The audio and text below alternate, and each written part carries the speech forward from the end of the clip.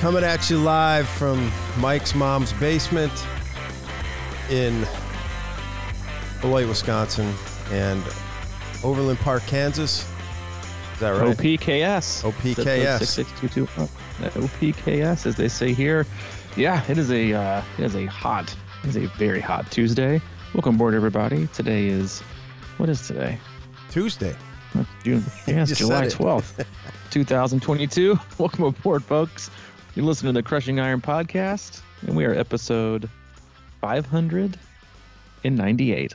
And we are back. We're both back. Sounds like. We are both back, apparently. I don't know that we'll kind of dive way too deep into the definition, or our definition of what it's like to be quote unquote back. But it sounds like we're both we're both slightly back in the training groove. Hope you all had a wonderful groove yourself and got your training in.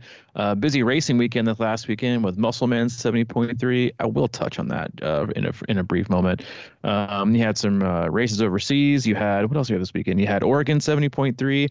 A lot of races. So it was a busy weekend after a little bit of a slower, post 4th of July lull. July 4th weekend, but it was busy nonetheless. And we just want to say welcome to all you first-time listeners. We appreciate you giving us your time. We know you have quite a lot of options in the triathlon podcast universe and just podcasts in general. Your time is very valuable, so we appreciate you tuning in today. We cover it all. We cover swim, bike, and run specific podcasts. We do race recaps. We also do some race previews. But for the most part, Mike and I, as coaches, athletes, best friends, we just sit back, relax, have an open, honest discussion about what we're going through in life and training as both as human beings on this planet, but also coaches and athletes ourselves. We'll also talk a lot about what our own athletes are going through. We both work with a wide range of athletes all across the globe, from beginner level athletes looking at their very first 5K or sprint triathlon, all the way up through elite level amateurs trying to make their way back to Kona, and everyone in between. We'll use the feedback loop we have with them via text messages, phone calls, Training Peaks, emails, Snapchat, TikTok, Instagram, Twitter, all those favorite social handles that you guys love to use.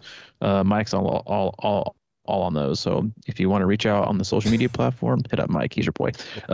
We'll talk about what they're going through in life. Use that to drive the topic of the day. We also go into our Facebook group. It's a lively bunch, an experienced group. You can search that again on Facebook, Crushing Iron Group. Answer one simple question. We'll let you right in. Great resource. A lot of awesome people in there. Again, same kind of level as the athletes we work with. Beginner levels or people who are just kind of dabbling in the environment that is triathlon, the sport itself, trying to figure out what they want to do, how they want to do it, and how long they want to go. And there's a lot of great people in there who have done it all, been there, and are willing to, pitch in and give you some advice and hopefully allow you to avoid some of the pitfalls that we've all had in our own triathlon hobbyist career. But that's it. We don't do ads. We don't do sponsors, but we do have an agenda, and it's an important one. That's to keep you happy and healthy in your endurance sports journey. Yeah, and it's good to have you back, man. Back on the train. Thank you. Yeah, that used to be funny whenever I'd come down from the hub and I'd see you on the bike after maybe a week or two. We'd always say, he's baby. back. He's back. He's back in it. But yeah, you told me you rode this weekend, or when was that, yesterday or Sunday? Yeah, I rode from the house. I rode 4 times last week. I'm just tossing it out there. Whoa. I was on the bike 4 times. I rode my quote unquote longer ride on Sunday, but yeah, I was able to just kind of leave the house, which was fantastic. I love just being able to leave the house, which I've never had the ability to do before. So I was pretty pumped to be able to do that. Yeah, man, damn it. I just remembered I'm not taking my own advice. We were talking the other day about how you feel like you get in your best training groove when you're swimming a lot, because that's your strength, and it just sort of takes care of everything. And the same thing with me in cycling, and I keep forgetting that. I've been running and swimming a lot. It's a good thing we've got 598 of these to keep you to freshen you up. Yeah, I'm actually trying to swim myself. I was on the pool deck at the J. You're what? At 5:45 Monday morning, getting in the long course pool. Oh, that's right. Outside, right? Outside, yeah. It wasn't obviously nearly as brutal as like a noon, but I also about halfway there, and it had one of those like kind of we've actually mentioned this quite a few times, like on how your attitude affects your performance or your day. and how you can just kind of mail it in. Well, I woke up and I am religious about like definitely making sure the coffee is prepped the night before. It makes super early, like not just like upon waking, but like if Hayden gets up or I don't sleep very well, I've got a 4:30 trigger on the coffee machine. So like if I wake up at 5, it's ready, baby. It's ready. Wake up at 5:15, been ready. Wake up at 4:31, it's already making. So I don't like to give myself any room for it. I like it for it to be made. And I woke up and I fucked it up. It wasn't pre-made. I forgot to put the basket in as I was cleaning it out. So I had no coffee, prepped it, had to wait there for like, obviously an excruciatingly long 10 minutes. But if you're a coffee drinker, those 10 minutes can kind of really teeter along the attitude for the rest of your day. Got my coffee, got my swimsuit on, headed out the door. Everyone else still asleep. Just kind of cruising down 67, headed to the J. No watch. Oh. No watch. The triathlete's worst nightmare. How can you track? How can you validate and upload a training peaks? How? My first thought was, oh my God. And I was like, you're not turning around. I mean, plus the way with gas is easy. It was cost me $45 just to turn my ass back around and get my watch. And I was like, nope, I'm going to plow through. I'm going to get there. I got the set in my head. I know what's going to be like. It's basically like sectioned out into 500. So I should have did it. But yeah, walked on the deck. It was 4 lanes were wide open, hopped in, had a decent swim. It wasn't fantastic, but it was watchless, just like the Olympians do. They don't wear a watch. They go on the wall clock and do their set. So, yeah, it was a good start to the week. And it feels like it was 5 days ago, but it was just yesterday. I got a little run this morning. Going to do a little ride and then a little double run day, a little two 20-minute poppers today. But yeah, I'm not nearly as back as you are. You're talking about doing like triple Ironmans now because you seem like you're awfully back. But yeah, I'm just kind of I'm wading in the kiddie pool, if you will. I'm just kind of wading in the kiddie pool to see what happens and see if I get the guts to go off the diving board. Come on, man. No, it's not like that at all. I'm just I'm actually trying to swim myself in shape. I figured like, well, I mean, I'm in decent shape, whatever, but I'm kind of 70.3 ballparky thing, but.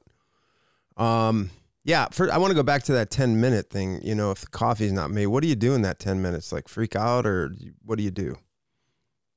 Like, is it how hard is it for you? Dude, it's difficult. It's just hard. Yeah, I mean, it was first world problems right here. No, I just sat there and I just for 10 minutes I just was disgusted with myself for not having it done. I was like, man, Monday's hardest day of the week. I got to go through training piece, got to review things, got to check in. And I was like, you know what? Just lock it up, get your swim bag prepped, do the things you can. Then as soon as it's ready, sit down on the couch, have one cup because I got to have a cup before I go. I can't just like rock the travel mug. I got to have a cup, relax for a minute, and then be on my way. So I was able to rally and turned out to be a pretty solid Monday. So, hey, I can't complain. Okay, that's good. Yeah. So it's interesting because I have been swimming a lot and I've been noticing that, like I work pretty hard, I think sometimes, but I'm just amazed because this place I go, I think it's I know it's a little bit of an older set of people. I really love it. I got to say. Are you the youngest guy there? No, definitely not that. But for the most part, it's one of these facilities that is half hospital, half training and fitness. It's really nice. So like it's a big building, but you walk in, there's a nice atrium.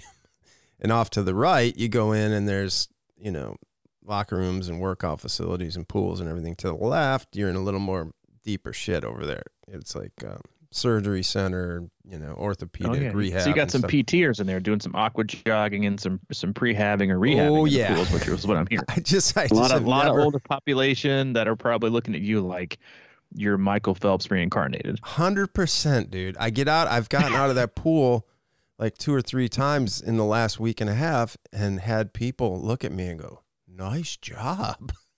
Or, wow, what a, like that kind of thing. So, I mean, it kind of like got me on this topic that I sent to you today. And because, I mean, this is a fitness center and I'm just kind of doing work that feels normal and natural. But it's just amazing how I think, triathletes are on their own island in a way. It's just, it seems kind of absurd, because what I've been doing too is I'll swim and then I'll go in the locker room and get dressed, put my running clothes on and go outside and run around this like campus. and I'm always the only one out there. It's just sweltering hot, and and people are driving in. I'm running up the driveway and to cross the street and stuff like that. And I just feel like sometimes it's really kind of, I don't know, weird to them or something that we're going so hard. But also, maybe like when I'm going to the grocery store or something, and people are just so focused on loading up their cart, and they're, I've really been noticing that I think so few people kind of do what we do. So it feels like an island a little bit. And I don't even know what the real topic is, but it just feels unusual sometimes when we're going through it. I think it's, I don't want to say lonely, but it's just a unique space. And they're looking at you like, wow, why do you put yourself in, so much of a pain position or do these kind of things? And I think, man, you just got to do it, And I think it's really kind of almost a blessing that we figured that out. Yeah, no, there's a lot there that I totally agree with, and I can really kind of relate to. But the first thing I want to say is to me it sounds like you're like the freshman on the senior citizens campus. Yeah, I'm Kramer running for office at the bulk of this. Yeah, like you walked in, you're like the one dancing, out, and you got they're like, oh, here comes the new kid. You're probably doing some toe touches and some, stretching your body side to side, and like the 75 to 85-year-old ladies in there doing their prehabbing from their blown hips, or like, they're dropping their blue blockers like real slow and peeking over, and they're like, there he is, Mildred, there he is, he's coming on deck. And everybody kind of slow motions. They just happen to turn around and do their, like backward kicks. And there he is. Dude, I ran into Mandelbaum the other day too. And here's the thing. It's all happened in slow motion, which, I mean, most of their lives in slow motion anyway. But there he is, ripping on there like, oh, he's putting on the floaty shorts. God, Maxine, he's putting on the floaty shorts. Is that what they say? He's in there. And he gets in and he whips your hair. I'm just visualizing. This is what I mean, it may or may not be like this in reality, but I mean, you're like the 50 to 65-year-old sex symbol. That's all I'm saying. Anyway, going back to the pain thing, I was actually thinking about this the other day. So like we've living in a new neighborhood. We've met, a lot of people that are that have literally no idea about triathlon in general. And so you have to have that like real awkward conversation. Like, so what do you do? And you're like, I want to say I'm a personal trainer, but I don't, because then they think, that, I have like a part-time job and whatever. But I explained to them like, wow, in almost every single time they do, why do you do that? And you're like, what do you mean? And I'm like, what do you mean why? And I think there's two distinct differences. And or you get like, like the funny things, like sometimes my family will send me stuff and it's like, you don't have to do marathons, like question mark, and like, ha ha ha, they're like, I love you. I'm like, well, what I want to say is, and this sounds harsh and I get it, and I want to say, you don't have to sit on your ass all day long either. Which is the truth, right? Yeah. And I know it sounds a little bit harsh, but the fact of the matter is this: we all have a choice how we spend our day. We all have a choice how we're going to spend our life. We all have a choice on how much we want to push ourselves to grow, and in the links in which we're willing to explore our ultimate ability. And I think that's where endurance athletes, not just triathletes, but endurance athletes, set ourselves apart in a manner that is very contradictory to human nature now, right? Human nature. And I think I think sometimes we try like almost a little bit too hard to dumb it down, or to human-splain it to, the regular, mom and pop or, blow Joe down the street at what we do and kind of why we do it. Because they don't, like, here's the thing. It's like when you say you do triathlons, be like, oh, so you've done Kona. You're like, no, I haven't. And they only think it's like this one distance, which again, I think is terrible for the sport. But and you try to explain, you're like, that's not even who I am. It's a thing that I do. But the most important thing is like, this is what I'm doing on a day-to-day basis to figure things out, which again, it's so contradictory to where we are with society these days. It's not a quick fix, and it's not easy, right? And it's not painless. And that's every advertisement you see now is about how to get somewhere quicker, how to achieve something faster, how to take a shortcut, and how little bit of time it'll take and how painless it'll be. that is the polar opposite of what we do, right? As endurance athletes, like we look for ways to challenge ourselves to daily take time out of our day, get 24 hours. You can only spend 24 hours a day. That's it. You only have a certain amount of time. We choose, right? Not just do we choose. A lot of times people will cut back on sleep. They'll have to extra focus on nutrition and fueling. They have to spend money to then allocate an extra amount of time, or not extra, but a certain amount of time each day to fulfilling a goal. But it's not just the goal. That's the most important thing and what drives most people. It's pushing yourself in an uncomfortable way that oftentimes won't yield an immediate result. And that through that journey and through your training, you often have, very, very, very hard days, or very, not very painful workouts, but very uncomfortable workouts. You're like, why are you working so hard? And you're like, when someone says that, I immediately think, I can't explain this to you. Right. Because you can't, right? It's like you said, like, you're on a triathlon, like you said, like the title when we were texting is like, Triathlon Island. It seems foreign, right? To explain to someone, like, why would you want to push yourself that hard? But the thing is it's about exploring boundaries, right? And exploring, like, I haven't like looked too much into it, but I know that they are just starting to like reveal all these pictures from that like gigantic pimped out telescope or whatever they've had, and like showing like all these billions of galaxies, not just planets, but galaxies that we've like never seen before.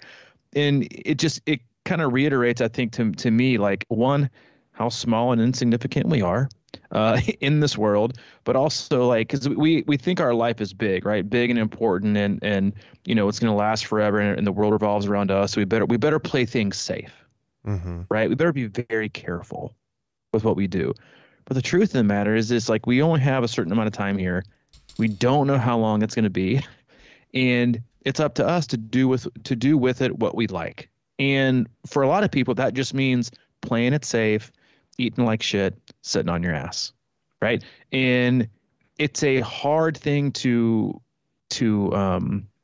articulate to people that have literally no idea why you do what you're doing. And it's not that triathlon's a confusing sport. It's that they look at you and they think, all right, well, I don't choose to spend an hour and a half a day not just exercising, but a lot of times pushing yourself in an uncomfortable way that won't be a massive success, and may not be, a failure either, but may not yield to like an immediate score or result. So why do you do it? And a lot of times I don't have the answer, but for me, I do find, I think this is very true for a lot of athletes, and then I'll shut up, is that the way I've always worked through positive feelings and negative feelings, or the way that I've always worked through pushing myself in a way that's kind of cracked a facade or a surface of something surface of I'm trying to like really get to, but in normal day-to-day life, I stay too reserved, right? Because in normal day-to-day life, I think we really,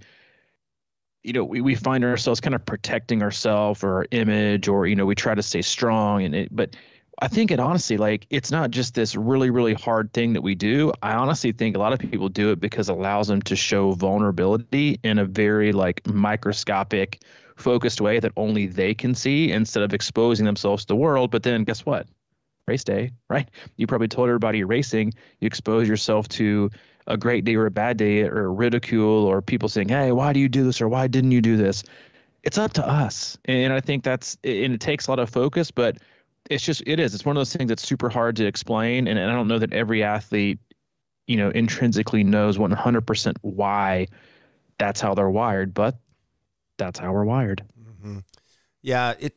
What you said is like, sometimes you just don't even know why you're doing it, but you just have to do it. And it doesn't immediately pay off. And I think that's a really interesting point, because, I was thinking back, like how few people kind of understand that, or even, somebody like my dad, who was getting older, and he was just, sort of on the couch all the time. And he's like, I'm always tired. You got to go out for a walk, Dad, and he goes, I don't have the energy. And then there's this kind of this trade-off, right? And it got to a point where, with me, when I was like in my 48-ish, and I got to a point where I knew that if I didn't start doing something, it may not happen. You know, my window was closing at that time. And there's just sort of this thing inside of you where even like, I just have this thing where I know it's going to suck, but I know I have to do it. It may not even feel good afterwards, or it may, but it's something that it's a process like you were talking about. And it's the pain that gives the reward, you know, and we're people or humans that have evolved through, you know, thousands of years or whatever with this primal instinct to go do, you know, that's usually, and a lot of people talk about this now, sort of these psycho babbled people where they talk about how we have this need to go out and hunt and gather and and get food and survive and shit like that. But now we don't have that problem. It's just so easy. You just go to the grocery store and like overload your cart. Like I see all the time now. These people, man, it's just unbelievable. Like what crap goes in there, but that becomes the search. And there's really no pressure on that. There's really no fear or flight or, you know, like survival instinct. So I think that's why it feels so good as a triathlete to pour yourself out like that and go hammer workouts and really do physical activity like that, because we need that. It's sort of in our DNA. And if we don't, we know that things are going the wrong way. I mean, like you're saying, I mean, you don't have so much time on this earth or whatever. And if you're going the wrong way, you're not going the right way. And like you have to sort of pursue things that bring you alive and keep you, you know, hopefully stronger the next day. I mean, that's really all it is about feeling good and getting better tomorrow. I think in its simplest form, and bear with me because I feel like I have a lot to say on this one, is I think most of us have chosen, and listen, a lot of people choose different sports, right, for different reasons, especially as they get older. Not everyone chooses triathlon. Some athletes choose running, swimming, you know, tennis, pick up basketball, something. But most endurance athletes choose their sport that they kind of gravitate to as a way to figure out life, to deal with life, and to find life. Because like you said about the hunter and gathering thing, like there are very few things in life now that, man, hell, you don't have to leave your effing house anymore. Yeah, right? no. Groceries delivered. You don't have to drive anywhere, which most people don't want to right now anyway, but you can work from home. People can come over. Like you don't have to do anything. It's all very simple. And I think what's gotten lost in that is like the journey of figuring out what we're capable of and who we are and that's how we express ourselves, right? By pushing ourselves, by holding ourselves accountable, by working out, by getting our heart rate up, by, you know, having goals. Like that's how you figure things out, you know? And I think a lot of us choose or have in the past chosen triathlon, then we fell in love with it as a way to deal with or handle. So I mean, I know you got into it, right? The sport in general, because like you just said, like you were like, this is it for me. Like it's either now or never. Like my time is running out. And it wasn't just for you, time is running out, but it was like you were in a very unhealthy, you know, you were overweight, you were, you know, not the healthiest individual, probably eating and drinking. I was the same way. Like when I first got into it, I mean, I kept the drinking going on for quite a while, but I was like 50 pounds overweight than I wasn't. So I got into it to help me deal with life. And like I have a back and forth with an athlete over the weekend. They were asking if they should not do the Olympic, but do the sprint or back and forth. And they were talking about, and they said, oh, I'm afraid I'm gonna have a lot of told you so folks, you know, if I don't finish. And I said, well, don't tell them you raced, but also who gives a fuck if people don't think you can, because all the people who say they don't think you can are sitting on their rear ends doing absolute jack. They're not taking risks. They're not pushing themselves. They're not creating opportunities to be vulnerable, and they're not challenging themselves on a day-to-day basis. So why do we keep giving those people a say, right? And what we do and how we do it and why. And we do that all the time because everybody can be a keyboard warrior. Now we can share our articles. We can pick people apart with one-liners, when the reality is like we open the door. And most people, you should just own it because you open the door yourself to put yourself out there, and then you get mad at the response. But just don't put yourself out there. Or if you do, remember and kind of like investigate the people that are responding and just like, who really cares what you have to say? You have literally no idea what I'd do with my day and in my life, and this is what I'm choosing to do with it. You obviously don't get it, so why should what you're saying now matter? And it was as we kind of went through a bunch of other messages. They said, and this is what made me think of small conversations. They said, but now I feel like I have nothing else to lose. Last time I felt this way, triathlon found me and saved me. Now I'm back to it again to see what I find on the other side. While correct, it's wrong, because triathlon doesn't save anyone. You save yourself by using triathlon, right? And I think that's what gives, and not just save yourself, right? Because not everyone gets in sport to quote unquote save themselves, right? I would say you got into it to somewhat save yourself in a way. Maybe that wasn't your specific goal, but for a lot of us, like, saving yourself could also be, I don't want to die so early, right? Or I want to get my life back. Like I don't want to, be a sedentary, overweight, anxious, depressed individual who treats their body like, a fucking Carnival cruise line. I want to actually do some good and figure out what I can do with my life. And then you choose triathlon. For some reason, you gravitated towards it. It felt like it was super challenging. It could have been something else, but you picked that, and then you use it, right? And as a tool to get better, to be better, right? To treat your body better, because the benefits of endurance sports transcend physical, improvements, right? And performance makes you healthier. You've seen people, I've seen people get off medication. I've seen people handle depression and anxiety with it. I've seen people, lower their blood pressure and cholesterol. I've seen, different kinds of weight loss. You've seen people who have thanked triathlon, the sport, for, getting promotions in work, not because they're like, oh, you do Ironman triathlons, we will give you a, 20% raise and you will have this new position. No, but what you learned about yourself and what you became on the journey of, doing these races and committing to a process and challenging yourself and being uncomfortable gives you the courage, gives you the vulnerability, gives you the confidence. All these things are skills that people look for in positive things. Like, if you're taking if you are, a department head or a boss, and you got two candidates, and you're sitting there and you're staring at them, and you're like, all right, you guys have the exact same resume, the exact same everything. Participant one, okay, you don't have any hobbies, you watch TV with your free time, and you live off potato chips. Okay. Candidate B, you train an hour and a half a day, you have goals, you've met goals, you have, things you're working on currently, and you take care of yourself as best you can. It's a no-brainer, right? But it's the candidate A, who's always the one to be like, why are you out wasting your time? Like, running's just going to blow out your knees, right? Or it's going to hurt your hip. Or why do you spend your time doing that? Or you're obsessed with exercise. You're obsessed with wasting your fucking time and your life, right? And that we hear that you only hear from the reviews we get as people and endurance athletes. The only reviews you end up hearing are just like Yelp reviews. You get the 1 stars and the 5 stars, which are the ones that are really irrelevant. You hear the people that are usually mad at what you're doing because they can't figure out why they can't find that within themselves to do it. Right. And they take it out on you, or they drag you down. When are you going to start using your time more wisely? Or, do you win? No. Did you get second? No. Well, then why do you do it? That's not the point, right? And it's really, really hard to explain it in a sports, like in the definition of the sport itself. But what we should be trying to do is define what it's done for us that's not even race related, not even PR related. It's made me healthy. It's helped me battle my depression. It's given me confidence. It's connected me with great people.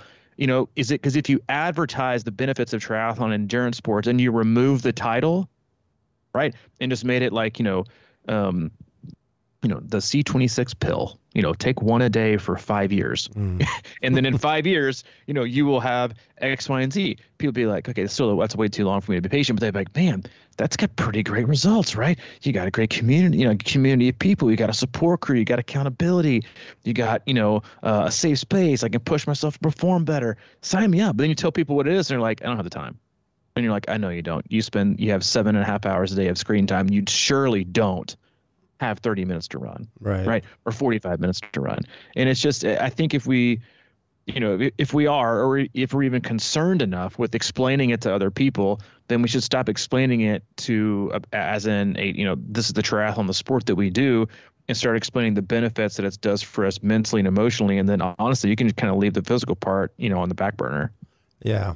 When you're talking about candidate A and B, that just makes me think like what the reaction candidate A is like, well, why do you do that or whatever? And then, but deep down they are, I just feel like we're all the same, at the core. We all just want to feel good, and we all wish we had, maybe a little more drive, or, we all have dreams that we want to pursue, and it's not easy, right? It's not easy to do. And like triathlon and getting into these sports is work. So we have to, how do you get over the hump? I always talk about it as like transitions in life and things like that. And, how do you get from point A to point B? And then there's always that little transition in the middle. And that's kind of the trigger or something that kind of pushes you over it. But you also have to have a healthy relationship with it, right? Because I remember when I did start getting into shape, I knew, I just, like you said, man, it wasn't a life-saving thing, but I just wanted to feel better. I knew that, you can tell when you're going down a spiral, and you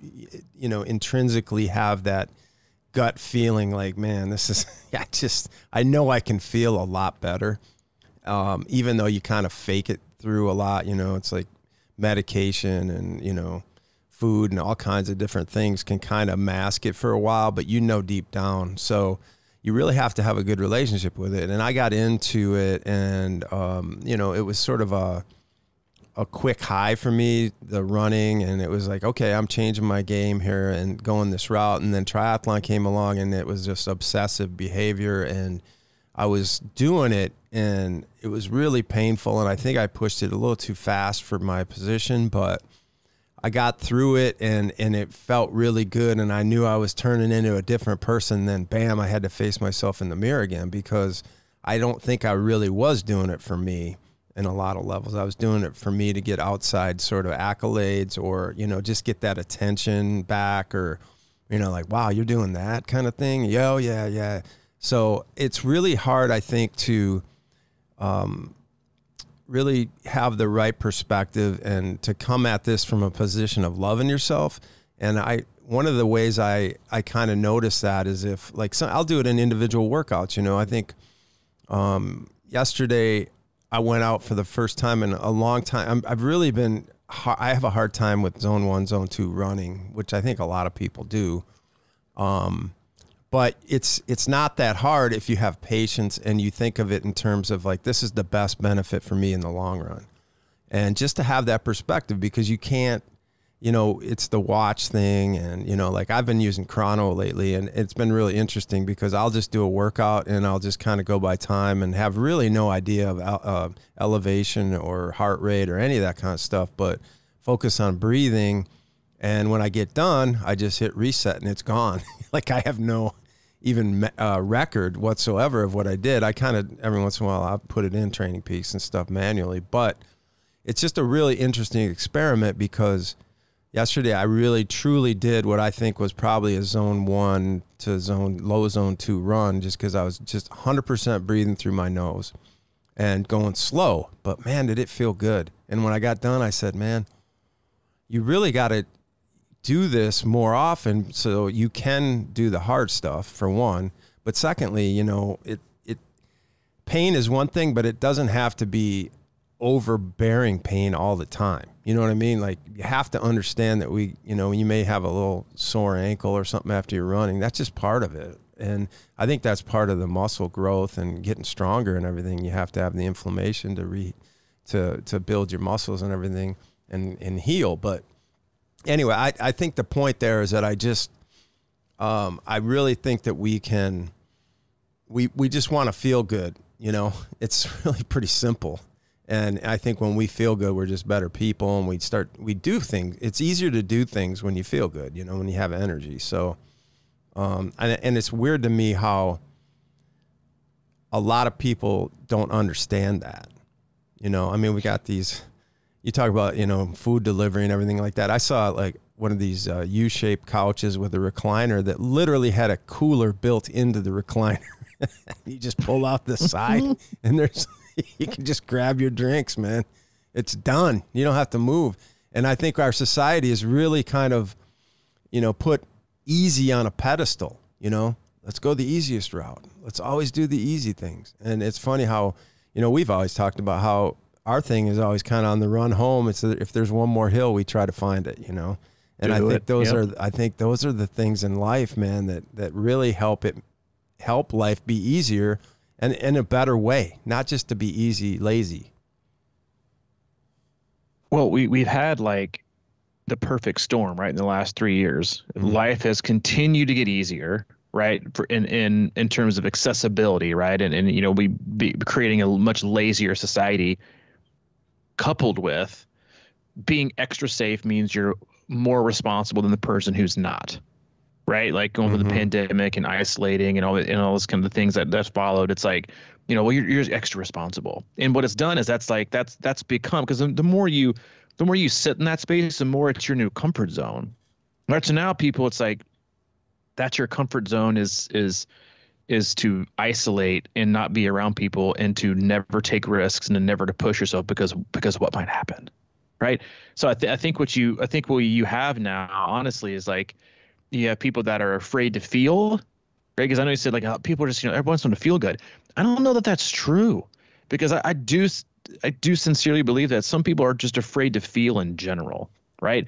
You have people who are afraid to feel, and then you have another set that's afraid to fail, right? And so the group of people that's afraid to feel, like they want to keep it status quo, never take risks, over medicate, probably use food to make themselves feel better or whatever it is, and like I don't want to feel bad. I don't put myself at risk. And that leads into the afraid to fail. Yeah, but what if I fail? What? Are you serious right now? Like most of your life, you've probably failed a lot. Everybody fails every single day. You fail at something. And I think we've used this again, like failure has become this word that we we use as like to guilt or shame people. It's like people fail every day, right? I fail daily. Everyone fails daily. But now we've like used, I don't know that I want to do that, because what if I fail? Really? Where's the scorecard, right? That we get judged upon our daily failures. And what are we not doing in the meantime to be successful? So many people do this. You see it in training. I see it with some of the athletes I work with. They're so absolutely terrified of failing. I had this conversation with an athlete via email asking about kind of a mid-season review of their training, right? And they're racing, and you went back and forth and so you were seeing a lot of progress, yada yada yada. Ripped off a half marathon PR over the weekend, and I said, listen, I said we're never going to touch your full potential until you can fix your not fix, but until we can address your inability to push yourself to an appropriate limit. Because a lot of athletes have a governor, right, that protects ourselves from either feeling too much pain, right, or putting ourselves in a position to fail. Because, oh my God, what if we do? What if we don't finish the workout? What if we don't do it perfectly? What if we go too hard too soon? And then what happens? What if we have to get a yellow? Right? Or what if we pull the trigger too early and then we end up having to walk for a little bit to catch our breath? That's fine. If you want to live in the world of fine, and you want to live in the world of mediocrity, and you want to live in the world of let's play it safe, let's never really figure out how great life can be, I'm just okay and I'm just fine, then live it up, right? But your up and your ceiling is about half of what it probably could be. Mm-hmm. Had you been able to, or found a way, or found the courage, or for most people, found the vulnerability, right, and the confidence to fail and to make mistakes and to do things other people won't do and to figure out your limits, because that's where we grow, right? No one remembers, and we talk this a lot, like no one remembers the days that are just blah, like they're just mediocre, right? Nothing happened great, nothing happened terrible. They're just kind of the 80%. And that day really changed my life. That May 16th back in 2017, the day was just pretty much average. I've never been the same since. The fuck? No one ever says that. It's the it's the times that were super hard that you learn the most. We hear it all the time as coaches. Ironman Louisville, great example. The year that it was, I think the last year you did it. Last year it was incredibly hard conditions. People were like, that's my favorite. I'm more proud of this race than I was any other race I've done, even if they didn't PR. Why? Because they did something super hard, right? Because you can look around, right, when you're running down the streets or you're cycling, you're going through, spectator zones, you're coming out of the water. You don't just see cheering. You see people who are in awe of not just your physical ability, but that you're putting yourself out there. Yeah. Right? You're putting yourself out there for not just for you to see, but the world to see. And the lives that you change by getting your ass out there and pushing yourselves and being vulnerable and putting yourself in a position to, quote unquote, fail or not meet your time goals or not even finish. It's a hell of a lot better than never getting off the couch, right? Do not leave couch, right? That should be a new little abbreviation. It's like, which is better? Like, that's what changes people's lives. And we talked about, I think maybe a week or two ago, it's not the 9 to 10 hour finisher, right? Because that's like a little bit too over. It's like when you watch the pros race, you're just in awe of what they can do, physically, from a standpoint. It's at the very end when people just like you and me look at another person and they see themselves and they're like, well, if you can do it, I can do it, right? And that's when these things happen. And that's how it changes people's life. Where you go, like, I remember you said you spectated, right? Ironman Louisville the year before you got into triathlon. Is that right? Or that is correct. That's correct. That's the thing that just came to my head before you said that. Exactly. Yeah, it was like, that's what, like, you see it in, like, sometimes we need that mirror, right? Someone else who's being us, who's like us, who looks like us, who moves like us, or maybe, you feel like looks older or more out of shape. And you're like, oh, man, they can do it. I can do it. It's that little, like, slap in the face of courage. Sometimes we can't find for ourselves, but that we need other people to show it to us. Right. But there's this huge, aversion to risk and failure and doing these things that, because now it's like, oh, you gotta play it safe. Why would you put yourself out there like that? Why do you do that? Isn't that scary? No. You know what's scary is living my life on the couch, never doing anything and never pushing myself and then dying at the age of 60 with nothing to show for it. Yeah. The regret of it, man. That's the pain. The regret of it.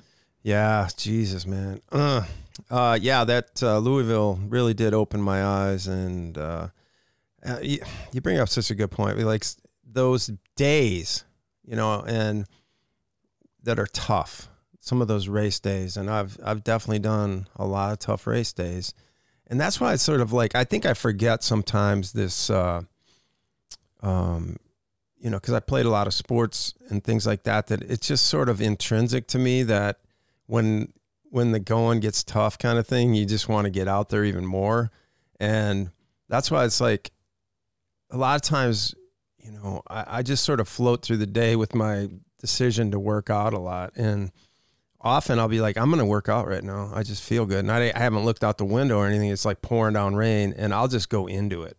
Like, I see a lot of, because you get a lot of like, it was raining today, so I decided to run on the treadmill or whatever. And I'm kind of always looking for, I forgot, what was that Spartan racer, Amelia Boone. And she always trained in the toughest part of the day, no matter what, like it was going to be hot or, when's the most wind or whatever the case may be. Yep. And I'll always remember that because I totally resonate with that. When you get out because once you get into it and you're going through it, it's sort of like, why why train every time when it's PR conditions? I mean, that makes no sense to me.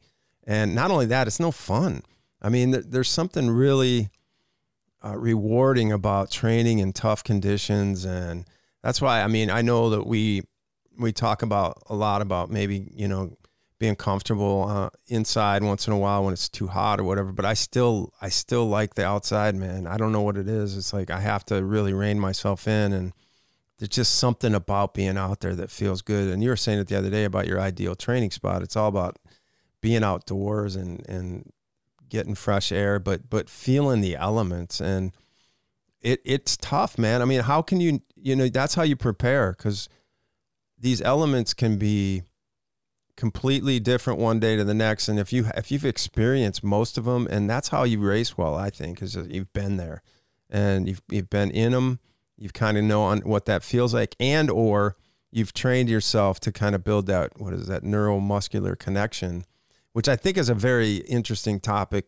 to talk about, and how this idea of, we running slow most of the time, but this idea of these intervals and how you kind of flirt with your threshold and understand that you're okay, and you've talked about it a lot in the past, where it's like that, just almost too uncomfortable, but not quite there. And I think that is the thing that probably most triathletes don't practice enough, whether it's conditions or whatever the case may be. It's like getting to that place where you're okay still, but it feels like you might not be if you go a little bit over it, and understanding what that fence is. I think that's just so fascinating to me. And it's kind of like we were talking about, how we talk about not burning biscuits, but that's really understanding how to toast them up just enough, you know what I mean? And get them a little crispy. It's about putting yourself not necessarily in the situation every single time, but getting as close as you can, so you know what it is, so you know what it's about to feel like. Yeah. Right. And again, I think that's one of those things that it's a skill that has to be practiced, and it's a skill most people don't, right? On race day. And I know, I harp on this probably more than anybody, is like how,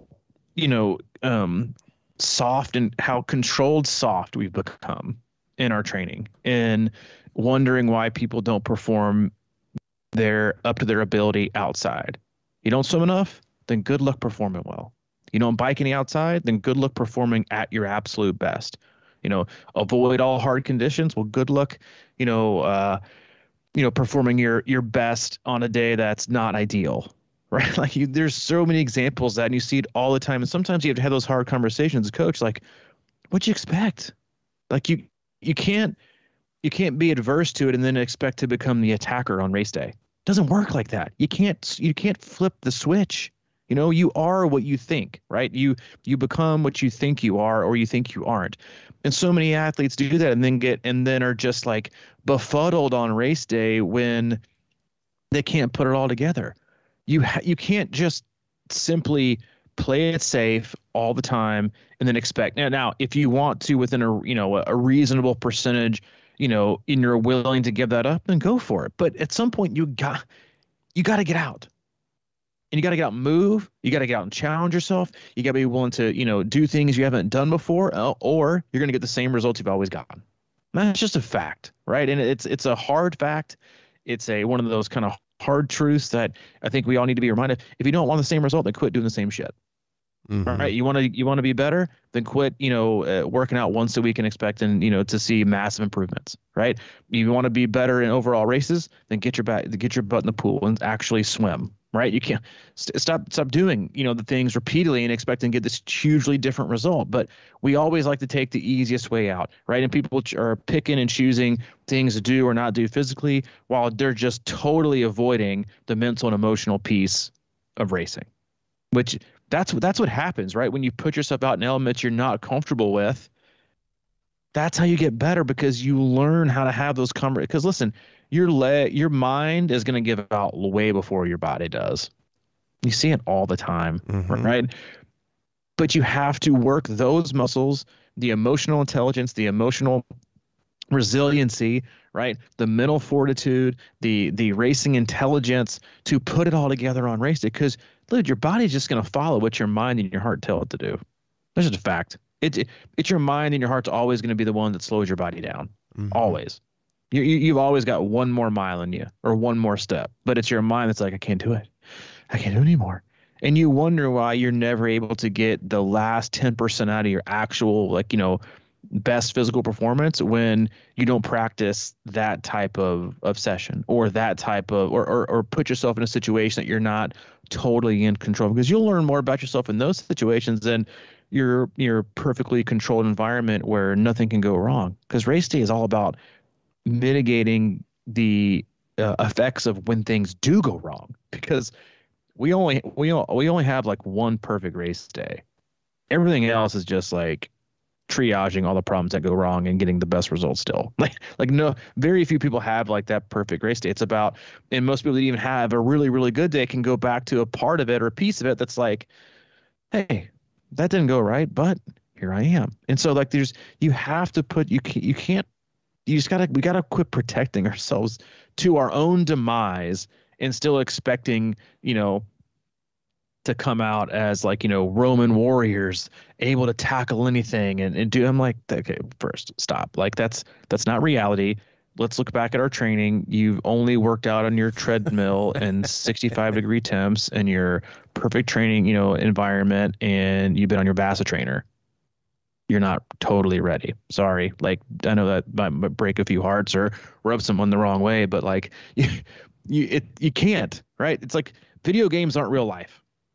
There's not, and nothing can prepare you for real life. But we have so many opportunities now to not participate in real life, like through our phone or through sitting on our couch or, you know, not going anywhere because of whatever. Like we're missing out not just on, you know, opportunities, right, and exploration and experiences, but we're missing out on getting better at a lot of things for the sake of what? Comfort. Right.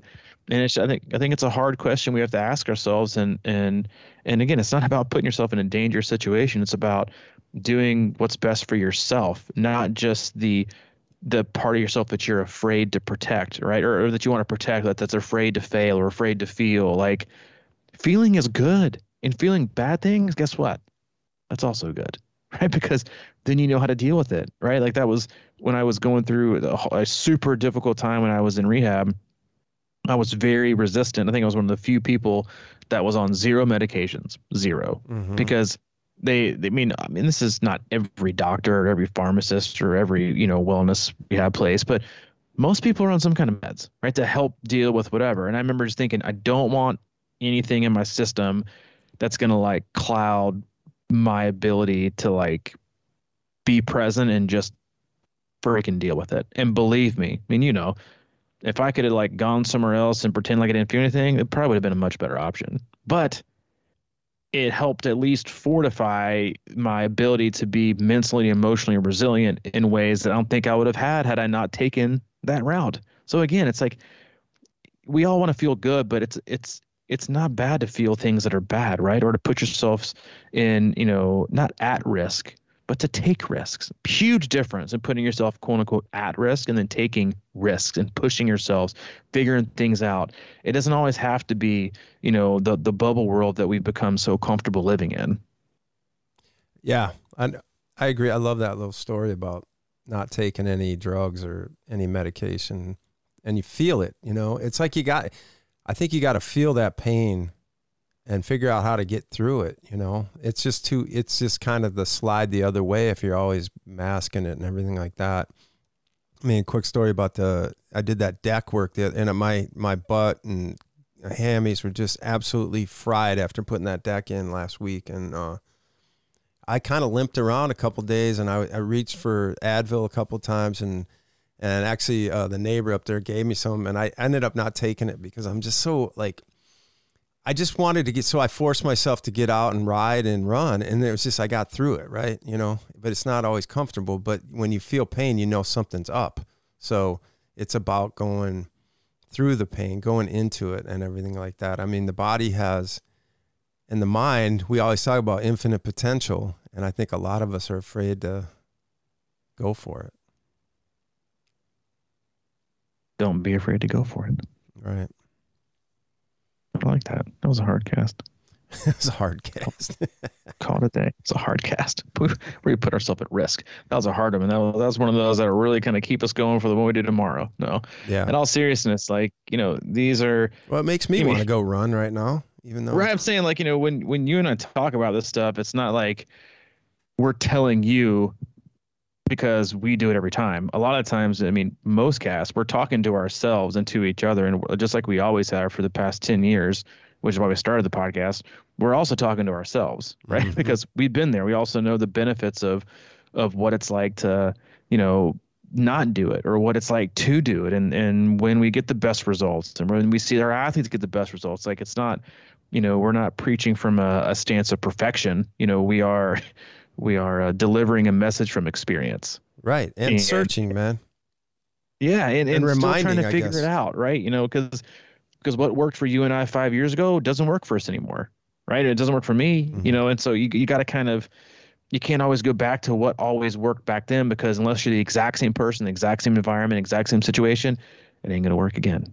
So you got to figure it out, right? But that's the point, right? To try to figure it out and to keep pushing yourself along the way, and then see what you learn. Because listen, that's why we do it, to push ourselves and to learn things and to figure it out. And then also, most importantly, to drive people absolutely bonkers who don't understand why we do what we do. Yep. Oh my gosh. Support systems. Yeah, enjoyed it though. As always, check out our website, c26triathlon.com. It's our one-stop shop for all things coaching, camps, and community. We have some camps with some openings, a few more for our national camp next year. We got a couple slots, very few slots open for our run camp in November and February. Then we also have some slots open for our Texas camp next year. So if you're doing an early season race, 70.3 or full, or even Olympic, look that up. It's a great way to kick off the year and get in some outside training, and when you're being stuck inside, and that's in March. So look to those, and also click on our coaching tab if you're interested in getting a coach for the rest of the year, or need one, or just want more information in general. You can click on the coaching tab and scroll down and pick out the one that has the best flavor for you. And then if you need anything from Mike, he's available. CrushingIron@gmail.com. If you need anything from me, I'm at c26coach@gmail.com. All right, buddy. Get out there. All right, dude. Go tear it up. Let's do it. Oh, you already probably did, so. But I'm going out. I'll go out again later. Okay. Nice. All right, man. I'll catch you later. Okay, dude. See ya.